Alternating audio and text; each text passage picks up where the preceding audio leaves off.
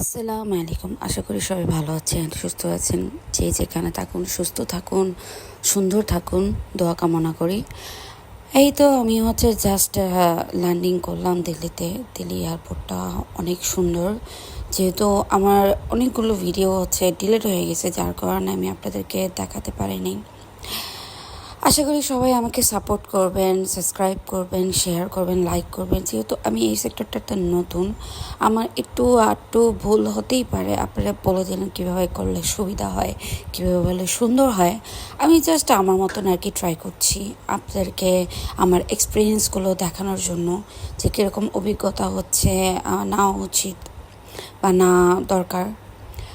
এই তো just plane থেকে বের হয়ে এখন ইমিগ্রেশনের দিকে যাব।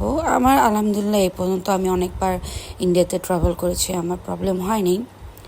আমি জাস্ট ভিতরের সাইডটা দেখাচ্ছি। এই তো আমরা অলরেডি ভিতরে থেকে চলে এসেছি, ইমিগ্রেশনটা ক্রস করে এখন ভিতরের দিকে যাব।